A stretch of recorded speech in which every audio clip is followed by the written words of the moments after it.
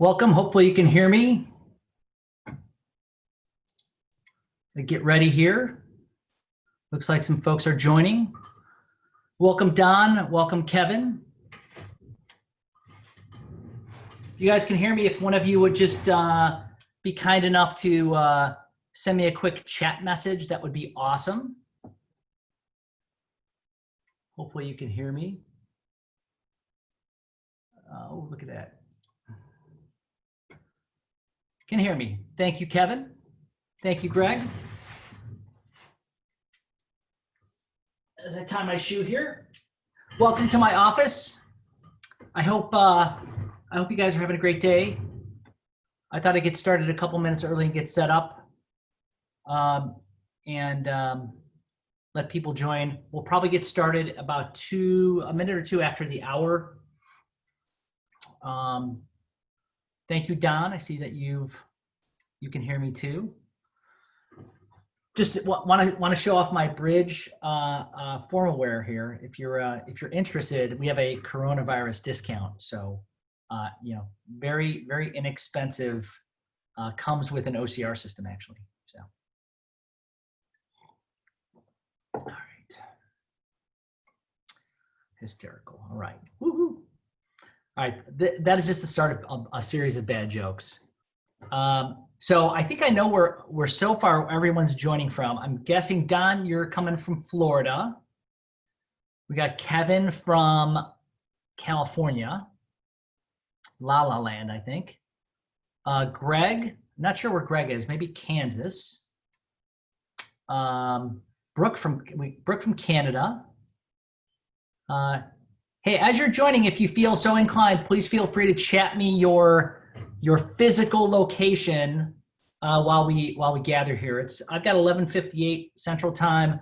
We're gonna get going just a smidge after we get started. Oh, somebody from South Dakota. All right, St. Pete Beach. It's probably pre-humidity still, I'm guessing. We are having a beautiful day in Chicago. It is, another person from Los Angeles, welcome. We are having a beautiful day in Chicago. It is partly cloudy and it's gonna be like 65, 67. So a really nice day. Looking forward to finally having the sun. I don't know if you have heard, but the Midwest, upper Midwest has gotten hit by some serious rain. I think Sunday, Monday, we got somewhere between 3 and 5 inches here in Chicago. And I just saw that Central Michigan got hit really hard and had some dams bust. And so somebody said Burr chilly to 67. All right. But I went for a run this morning. It was 54 degrees. It was beautiful. I'd rather run at 54 than 85. So anyway, so as we gather here, folks, we're going to go on in just a couple minutes. I wanted to give people time to log in. If you're so inclined, feel free to chat me where you're calling in from or where you're joining the meeting from.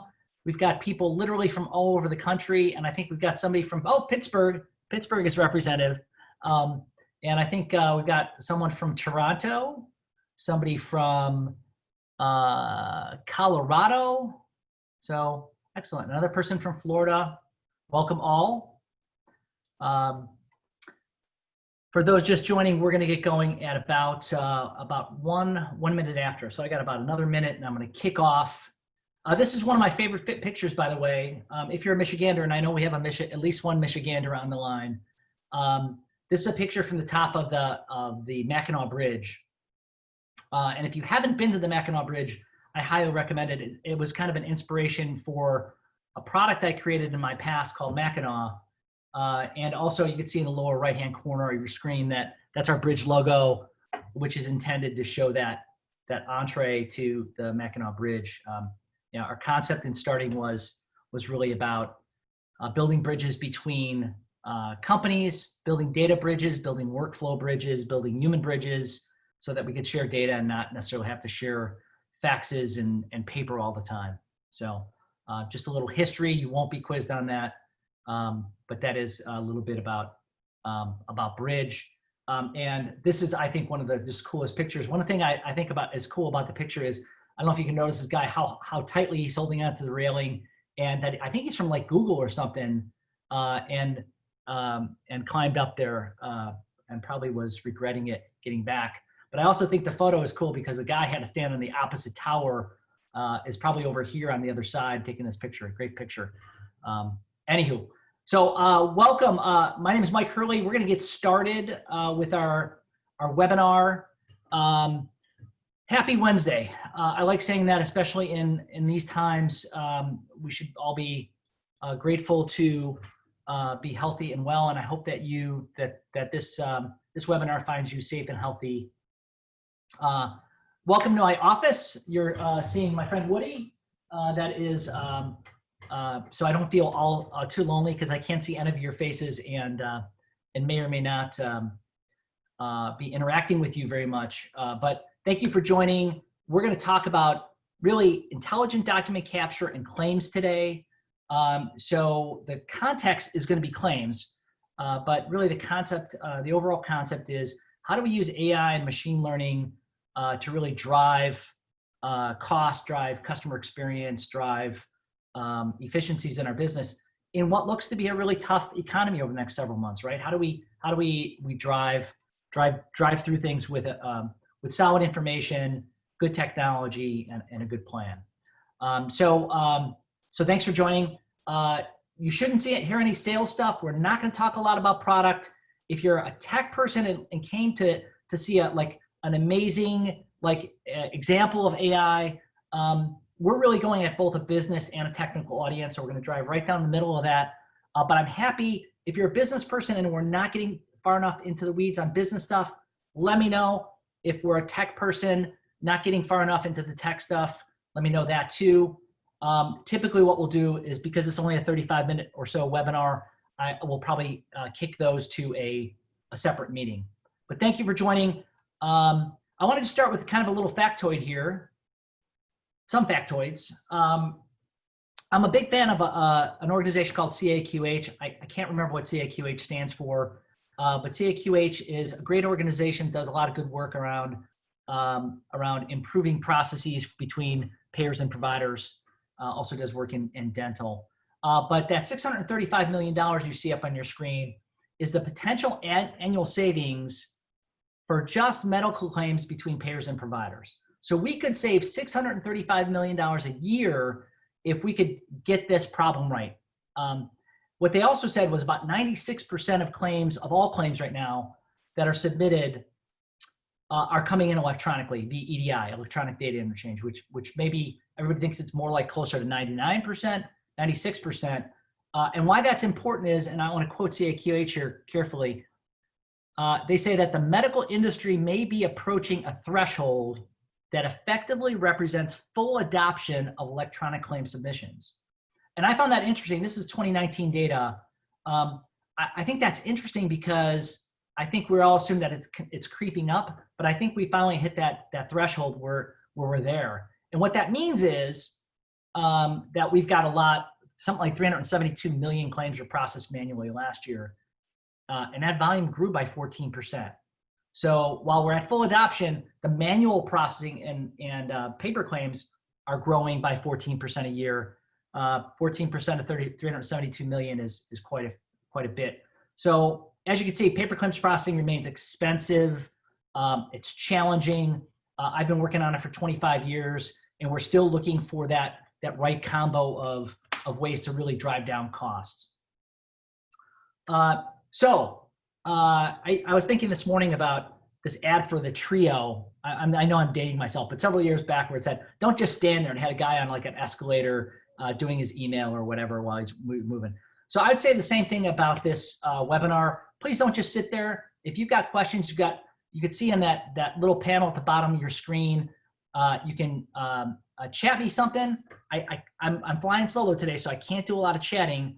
But if you do send me a question in the Q&A, little Q&A button there, I will definitely try to respond to those if we have time at the end. I'm sure we will, or I can get back to you privately. If you prefer a private response, just let me know that as well. But please interact. Don't raise your hand. I can't see your hand, and I won't be responding to raising your hand today. So if that's on your screen, please forego that. We're going to move quick, so please feel free to send your questions. I want to start with what what questions we should be addressing today. What I kind of designed in this this webinar was let's answer some questions about what is this thing AI and machine learning? How does it apply? Are there really ways that we can change claims? So the first thing I want to start with was what's possible. I may say this several times. I apologize if I do, but I really started my first claims project over 25 years, maybe 30 years ago.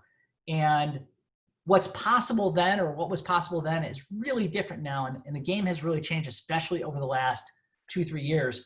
And I have a number of customers and organizations I talk to that have OCR systems that are 10, 15, 20 years old and not taking advantage of that. So exposing what's possible today, I think, is important. Why consider change? The number one thing I hear when I talk to people about claims is, it's claims, right? It ain't broke. Why should we go messing with that? I think we've got that about as optimized as possible. We want the paper to go away. So I don't want to invest a lot in paper. You know, my executives aren't really excited about paper or fax. You know, let's talk about something else. But I think there's some really good reasons to consider change. Number one, we could save a lot of money now very quickly in 2020 by using some of these technologies. Excuse me. What is machine learning? Let me take a drink of water here. Better. What is machine learning? Why is it important? Why should we care? Most people I talk to don't know what machine learning is. I'll try to give you an analogy to describe it because I think there's a lot of hype about it, but there's not a lot of understanding about how it really works. What does it look like? I'll give you some examples of what it really means and how it will affect potentially you and your claims. But then how do I get this change started? Like what's a practical way to do this? I want to point out again, the goal here is education, so there's no real sales going on. We're not going to talk about products today. We're going to talk about claims. What can we do? How can we get this going? How can we save some money and maybe help our organizations move forward in 2020? So with that said, I've prepared a really straightforward agenda for you today. I'm going to talk for just a moment about Bryj. I got a little feedback on my last webinar that I didn't talk about who we are and what we do. So I'll talk like for a minute or two and tell you who we are and what we do, tell you a little bit about my background. Then we're going to dive right into the challenges. We're not going to spend too much time, but I wanted to highlight some of those challenges for people who might not be familiar with claims and OCR and some of those technical and logistical challenges. We're going to talk about the ideal. As I was kind of thinking through this webinar, like, hey, it'd be nice to put a vision out there of how this stuff should work. So we'll talk about that. And then some of the game changers out there. I hate the phrase game changers, but couldn't find anything better. If you have something better, please chat me on a better phrase than game changer. But I think there's some use in talking about some of the technologies that have really impacted things since I started in doing this a long time ago. Finally, we're going to end up on getting started. How do you do this without throwing out the old system and start new? How do you start really looking at this systematically and getting going incrementally instead of a big bang approach? Again, questions throughout. I'll try to keep an eye on the Q&A screen, but I try to keep my ADD in check and try to stay focused on what we're talking about. So I'll probably come back to your questions at the end. All right, a little bit about Bryj. You see that you'll see bridges throughout. That's our theme for today. As I mentioned, for those of you who might showed up a couple minutes late, Bryj was created to create workflow bridges, data bridges, human bridges between companies. It's really what we're about. We're a solution provider, and we help customers turn documents into data. Because I honestly believe, and I've seen this over my career, that what we want is data, but we get documents. How do we improve our processes, really transform our processes with that? And how you do that is this technology I call intelligent document capture. Some people call that OCR system. Some people call it scanning. Some will call it digital mailroom. There's a million. I think there's intelligent document processing is the new acronym that's used by Gartner or somebody else. But I've been kind of working in that sphere, and that's where Bryj is focused. We combine that focus in intelligent document capture with healthcare and insurance. That's really what makes us different. We pretty much stay within those boundaries around intelligent document capture. Me, I'm the co-founder and president of Bryj, and helped start the company with my partner, who's a nurse.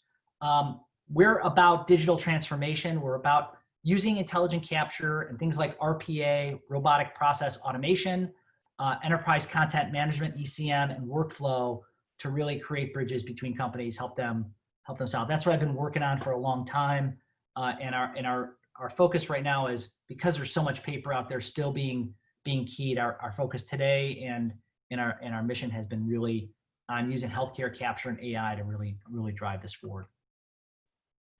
Really proud of the many companies that we've worked with over the years. A lot of Blue Cross plans, a lot in Medicare Advantage, Medicaid, traditional Medicare. And if you're on that slide, thank you very much for your business. And we look forward to working with many of those companies and all of you on the phone, hopefully in the future. That's enough about Bryj. If you have any questions about Bryj, let me know. We're a pretty open book, happy to share. But I want to dive into challenges. Let's dive into the meat and potatoes. We're about 12 minutes in, and I want to manage my ramblings carefully so I don't go too long.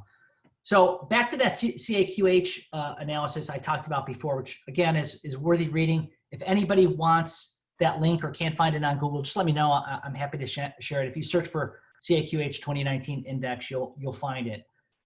Some interesting reading in there. Anyway, they say that the entry cost is somewhere between $1 and $4. That's data entry for a claim, anywhere between $1 and $4. I think that's a little light, but okay. And let's say it's in that middle range. They also comment that the savings opportunity is somewhere between 20 and 80%. I believe that's true. My experience with OCR, intelligent capture, has been you're usually in the 60 to 80% reduction in cost in terms of labor cost anyway, depending on your straight through, and we'll talk about that in a minute. 372 million manual claims, increasing by 14% a year.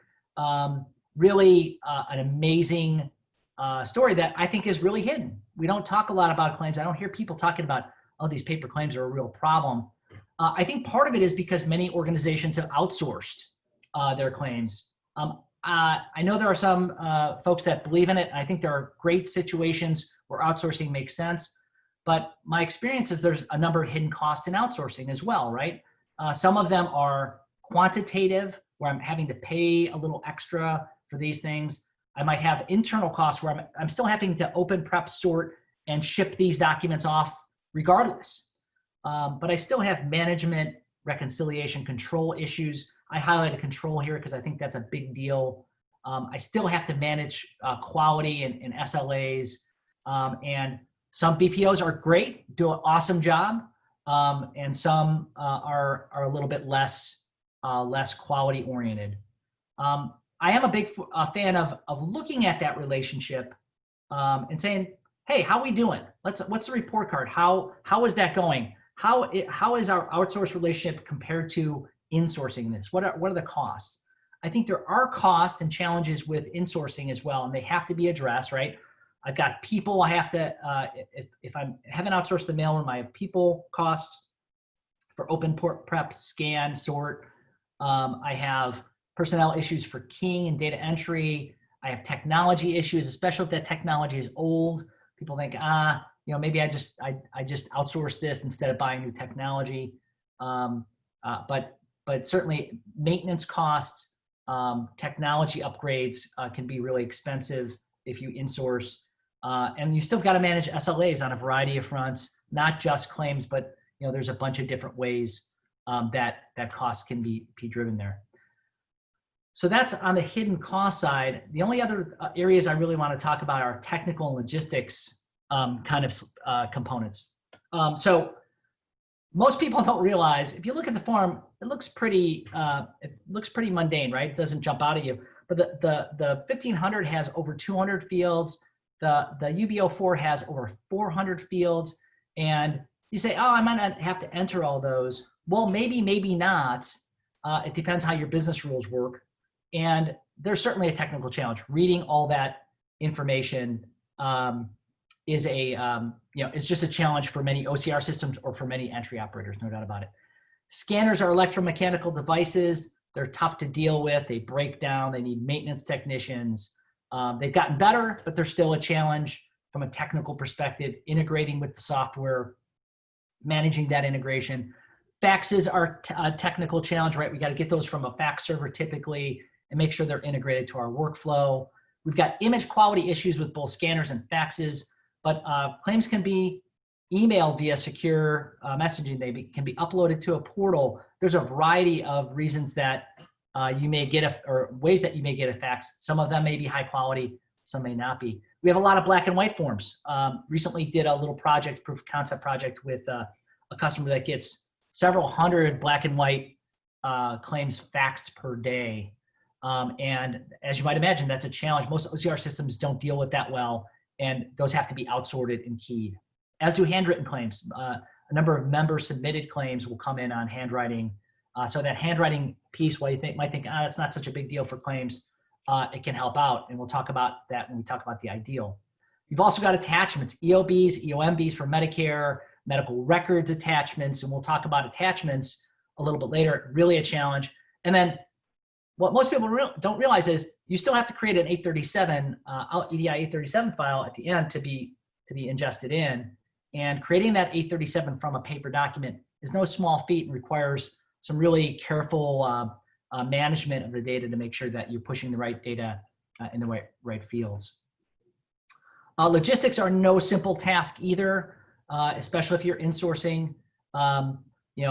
Getting it from the mail room, opening, sorting, and prepping, scanning, sorting. Sorting is a real challenge for many of my customers.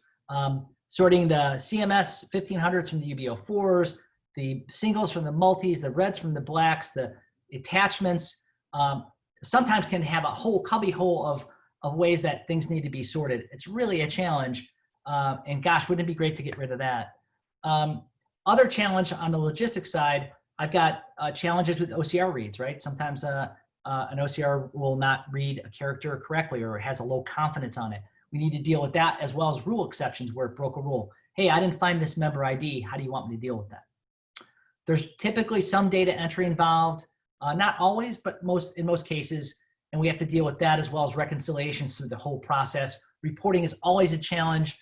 In just about every organization we've worked at, reporting is tough because stuff comes in from multiple sources and needs to be managed on tight SLAs. And then finally, if that's not hard enough with claims, we've got all these non-claim documents that we have to manage as well, right? We've got appeals, we've got prior auths, we've got medical records that just come in and we don't even know what they are. We've got a variety of different ways that documents come in, including our back office documents, HR documents, finance, and so forth. So the cost, technical, and logistic challenges are not a small thing for sure. So as I was kind of noodling on this webinar, I want to think, well, what's my vision? How do I want this to work? If I could wave a wand and say this is how I want a system to work. I couldn't find the cartoon. I was really looking to find a cartoon for this. If anybody knows about it, it's a little black and white cartoon of this guy just dumping a banker's box into a big funnel on top of a scanner, and the scanner he goes, I want all this. I want the scanner to figure all this stuff out. And the other guy says it really doesn't work that way. Anyway, I spent way too much time looking for that, by the way. But the issue here is I want my cost to be approaching EDI. I want it to be much cheaper. I don't care if I get different formats, different versions, different colors, different types, with attachments, without attachments, singles, multis. The software should be smart enough to figure that out. I want to be able to manage my Monday morning spike, so I don't have to, deal with an extra people on Monday, and I want to be able to even that out. How do I do that? I want to be able to have a system that gets smarter and smarter and smarter over time. AI and ML can help with that. We'll talk about that. And then anything that's not right, I want it to go into a workflow like that. I want to launch into a workflow that's smart enough to direct it to the right system or person or group that can address that. Here's where most OCR systems get tripped up. I don't want to hire a group of programmers to have to key in for 4 weeks on making this thing work. And I have to be able to handle just not claims, but I got to handle all this non-claim stuff too. It's really critical, and it's a difficult problem because most claims OCR systems were written as dragsters. I use the analogy of dragsters. They can do claims that typically can do read, single page, CMS1500s really well all day long. But the further you get away from that, that dragster can't do it, right? And what if you start getting into your other documents, your non-claim documents, you really need something like a Hummer, right? You need to be able to go over all kinds of terrain to be able to handle that. And a dragster just won't do that. So my ideal is the software with these technologies like AI and ML should be smart enough after doing this for 25 years to take on most of these problems. And the good news is we're going to talk about how intelligent document capture does some of that. There's really three key pieces to this phrase, intelligent document capture. And I mentioned that many people call this different things. In our webinar name, we thought about this, but we ended up putting OCR in the name. OCR is one of the technologies for data extraction, but you also have handprint and checkbox and a whole bunch of other stuff, barcodes, right? But document classification, if you've not seen that before, that's using software to identify the document type. Is this a claim? Is it a CMS1500 or a UB? Is it a medical record? Is it a lab result? Is it a prior authorization form? Is it an HR document? What kind of document is it? Sadly, many of that document classification work is done either in prep or and with patch sheets or cover sheets, or done downstream with human beings attributing a document classification to it. That can be done automatically with intelligent document capture. Data extraction, just like you think, we're going to extract data off the page with a variety of different technologies and methods. And the beauty of machine learning will become apparent in a couple minutes. But what it does is it will read and learn in parentheses, right? It learns over time and directs us on how to make this image data turn into real data, usable data, liquid data that can be used across the organization, processes and systems, right, and people. All right. Want to pause there and say, hey, if I'm moving too fast or moving too slow, you can always put a note in the question box. I'll also be coming back to questions later on. So let's go through the slide. If you've been exposed to OCR before, this may look familiar. I just want to add a couple of quick things to it. I call this the workflow, the capture workflow, or the pipeline. But this is the flow that everything will typically go through in an intelligent document capture solution. We're going to receive documents a variety of ways: scanners, faxes, portals, cell phones. Who knows how many different methods these can come in, but they're non-EDI claims, right? We're going to classify them. We want to identify the document type. We might want to separate. If you get a fax with 30 claims on it, you want 30 transactions, right? You don't want one 30-page transaction. So we need to identify and separate in classification. AI does a great job of doing that. Then we're going to turn it over to extraction. Now that we know the document type is a CMS1500, a UB04, we know what approach to take on it, what kind of data we're looking for. It's all about confidence, right? And low confidence characters appear in OCR, or you set them specifically to say, hey, if this field's not 99% sure, if you're not 99% sure in member ID, and you went to the member ID database and you still weren't 100% sure, we got to stop because I got to get member ID right, or I got to get NPI right. So we really want to make sure that those errors don't get through and that we're catching them up front, because that's the cheapest spot. This verify is the cheapest spot in the process to catch them. And then finally, we have to output. We're going to output to 837s. We might output to an ECM system. We'll output to a workflow system. We might output to clinical systems for some of the attachments. All kinds of different things can happen. And we want that to happen with the benefit of machine learning and with the benefit of straight-through processing. Machine learning can happen in two ways. It can happen on the front end to help us get going. So how we can do our POC so quickly now, where we couldn't do that years ago, is we can do a POC in days or a couple weeks because machine learning can really help us go through your existing claims, data, and create those machine learning algorithms that can read the forms. And then continuous learning is happening all the time. It's reading what's going on in the system and making recommendations to you on how you can improve. Hey, if you make this tweak on this field, we can get a 14% greater hit rate on extraction. So lots of things that machine learning do. They help us get started and they help us keep iterating and getting better over time so that more stuff can go through straight-through processing. Some people call that first pass rate, but whatever you call it, I want stuff to come in and not have to touch a human being until it either gets to the system it needs to go to or it gets to the workflow where it's being handled. All right. Yeah, I'm just looking at a question. One of the questions came in, with HIPAA requirements and more healthcare companies requiring in-country data sovereignty, how does this play in with outsourcing and sending data outside the country? Good point. With qualified plans, I'm not a HIPAA expert, and I'm not an expert on these contracts, but many of the contracts stipulate that for government-sponsored plans, that data has to reside in the U.S. And so many of the outsourced relationships have to stay in the U.S. for certain types of data. For commercial, I believe that can go anywhere. But it's a good point because with coronavirus, those supply chains have been disrupted a bit, and that's caused a lot of challenges. For in separate countries and even in the U.S., that's posed some challenges. So good question. Thank you, Menik. So we're gonna move on to game changers. Feel free to send questions if you'd like. Okay, so I wanted to highlight a handful of things that might be interesting to talk about because they're the things that I think have really made a major difference over the last 3 to 5 years as we've kind of looked at what's changing. And so we're going to walk through those hopefully in a useful and interesting way, and try to make it as entertaining as possible. So I've got to say, I love movie references. If you join my last webinar, this is a different movie reference, but trying to get that idea out on AI, right? We have really different cultural ideas on what AI is. AI is often portrayed in the Terminator movies as this evil thing, right? With machines becoming self-aware and trying to kill all us, declaring war on human beings. I tend to think of it, that's one way to look at it, right? That's a good sci-fi way to look at it.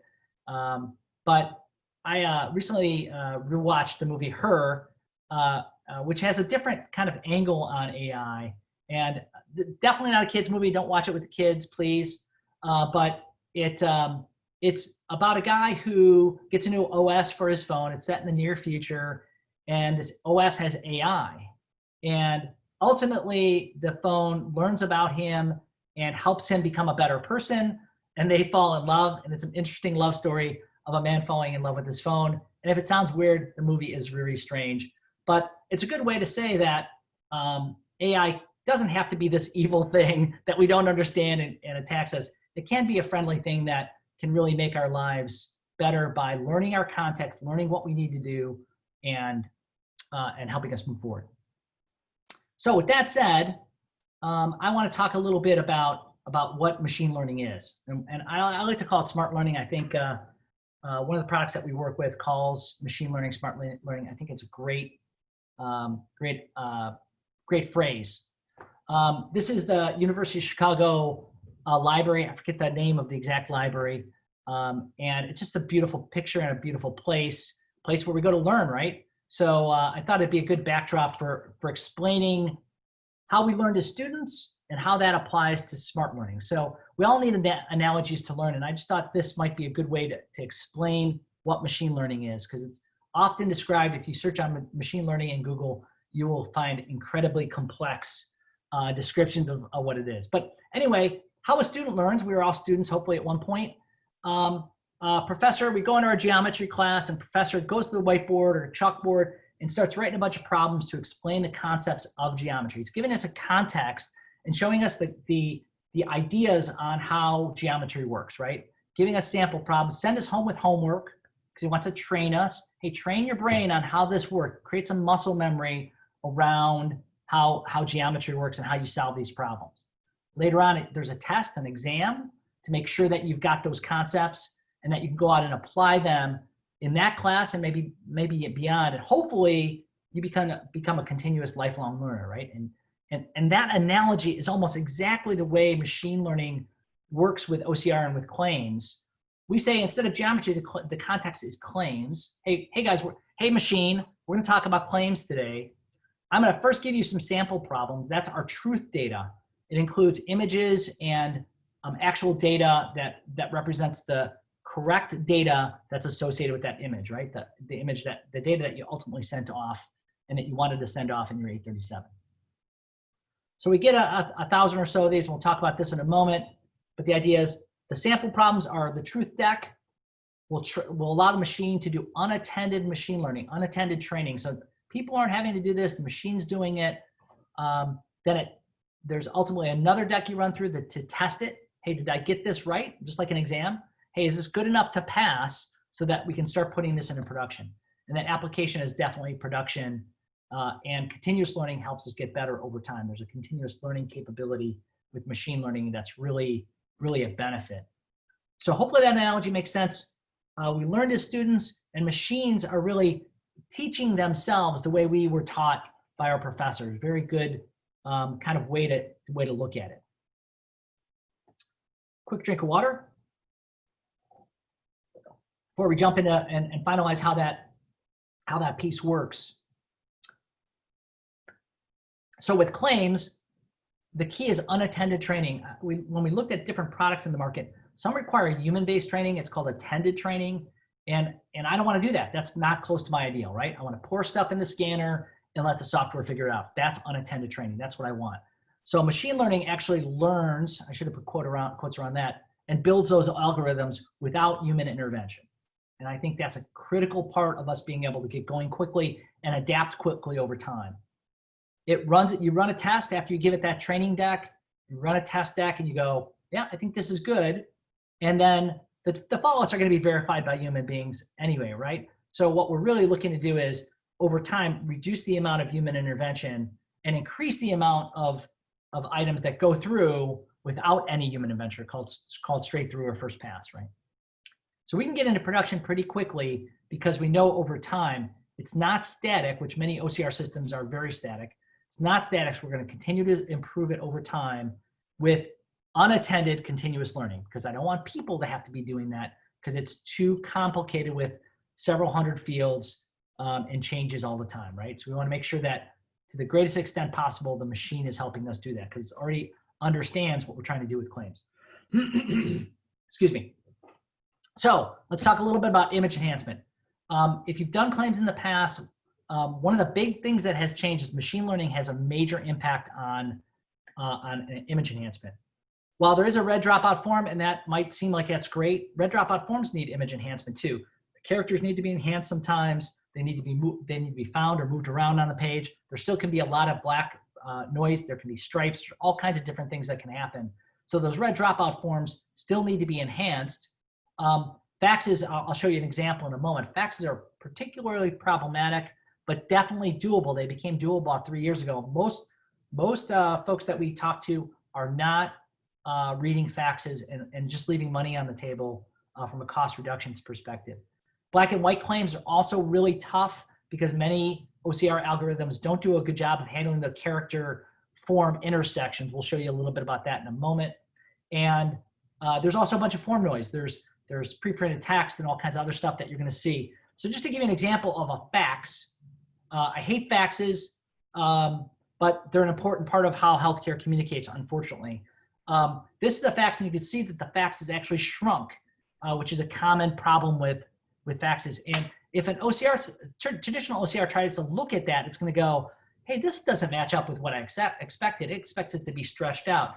So a solid image enhancement supported by AI and machine learning will stretch that out so that the template can match. And you see that green part on your screen as the template. It's really a critical part of orienting, aligning the format so that we can go right to the field and then enhance that field. Enhancing the form is important, but I really want to get that field data right, and I don't want to be having to deal with other stuff on the form.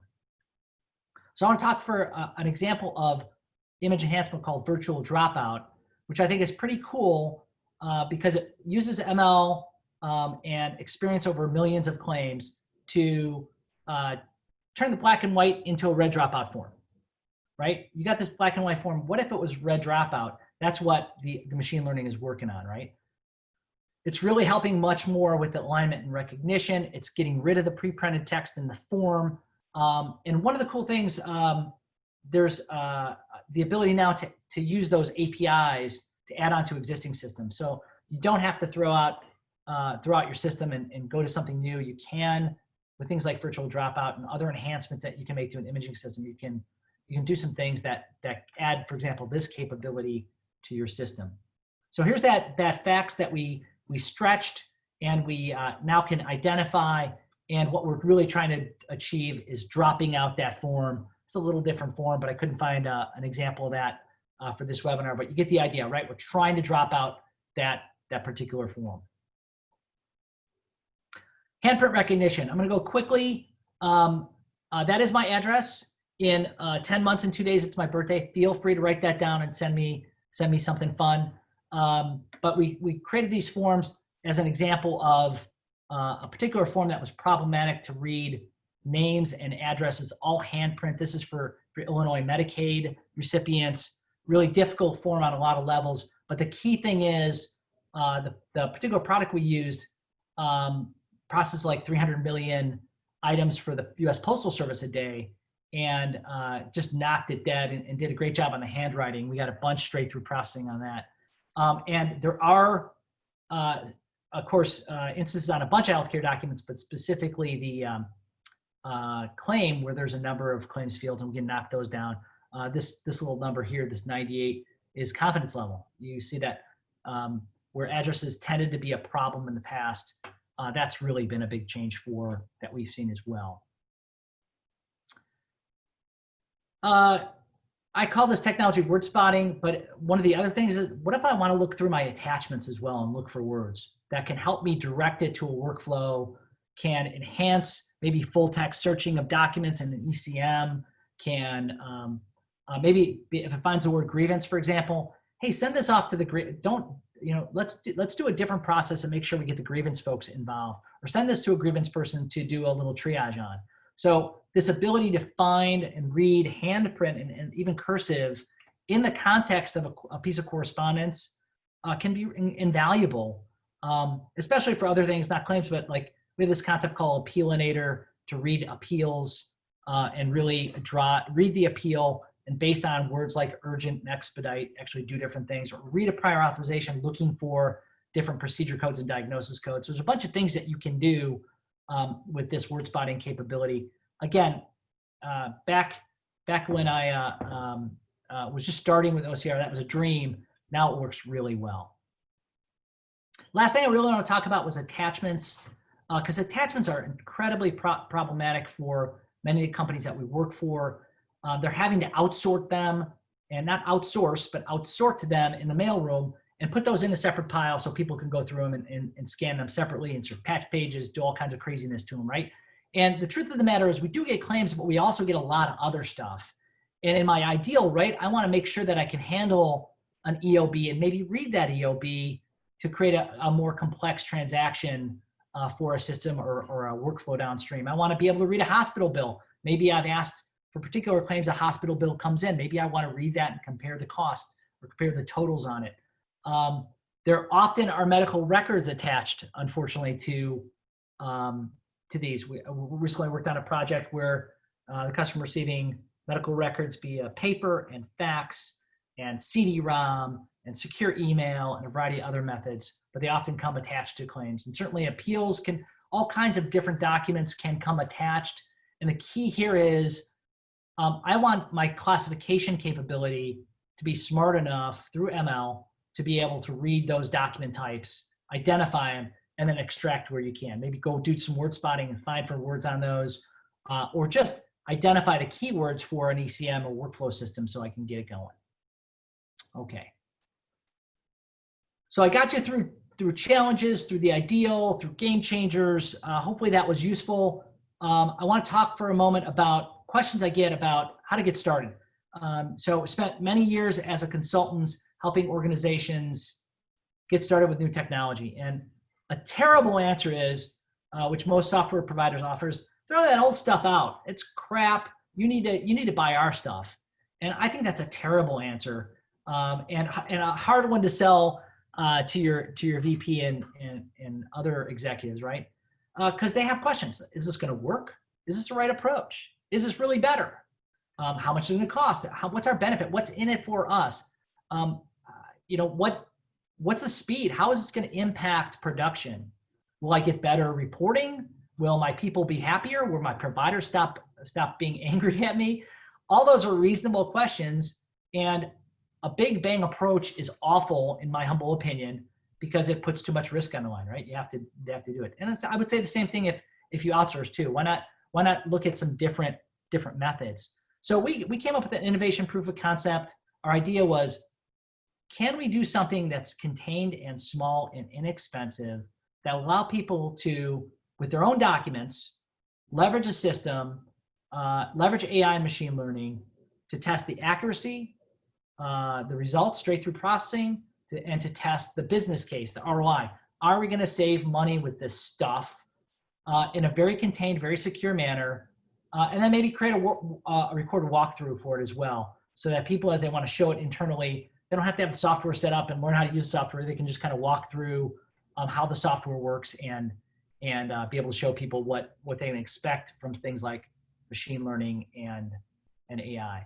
So one of the things I would recommend, especially if you have a system that's over 5 to 7 years, it probably is not taking advantage of. I did a quick Google search before, kind of looking at different products that even mention AI, and most of it is in their marketing literature. So we haven't really found that many products that can really do this, because it's hard to do it an inexpensive and fast POC without it. So that's it. We're going to kind of end where we began with a thank you. Thanks for joining today. Hopefully, we've touched on some points that are useful to you, whether you're a business or a technical person, that there are a lot of challenges with this. It's not a simple problem. But over 25 years, we're approaching the ideal, and these game changers that have evolved and really come to maturity over the last couple of years are really game changers and can really make quite a difference for us. There are a number of inexpensive, simple ways to get started. We'd love to talk to you about those, and hopefully we can help you internalize and make use of some of this newfound information about intelligent document capture as you move forward. Bear with me a moment while I look through your questions. If you have additional questions, please send them now. This is my contact information up on your screen. And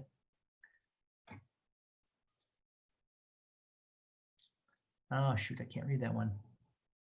Okay, so let me dismiss that one. I answered that one. Okay, here we go. In today's environment, in light of recent events, there seems to be a less interest in innovation as there in preservation and optimization. Agreed.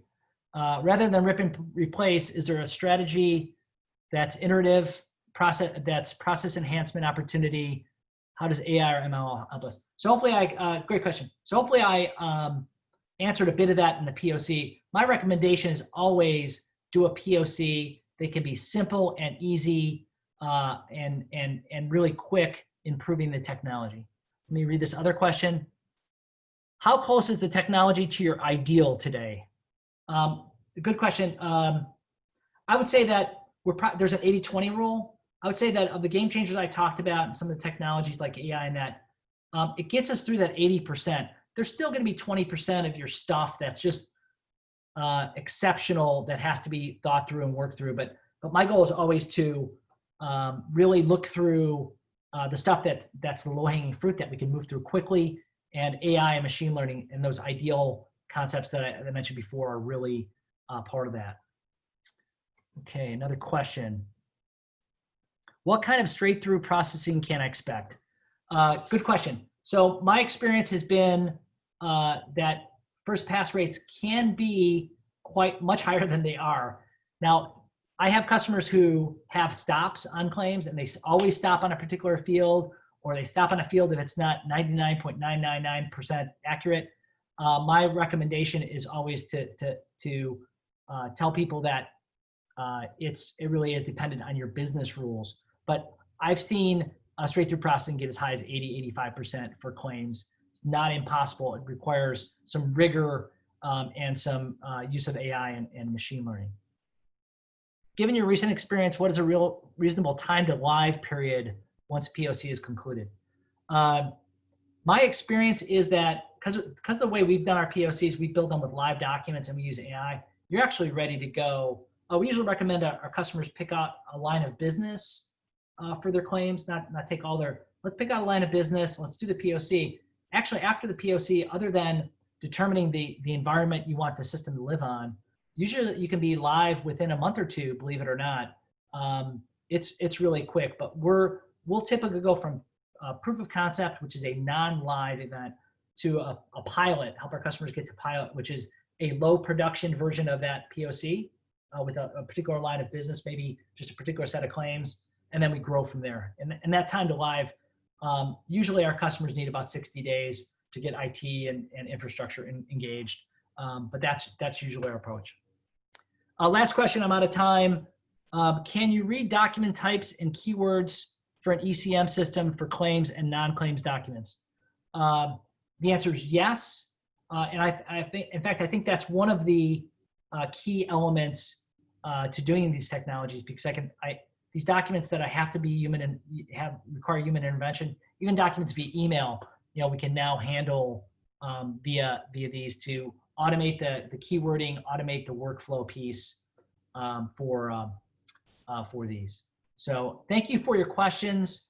I'm going to wrap it up there. If what you saw today is interesting and valuable, please feel free to reach out. We'd love to hear from you. Love to hear your feedback. You're going to be getting a request to give feedback, so please do that. And thank you again for your time today. Please stay safe and healthy and be well. We'll talk soon.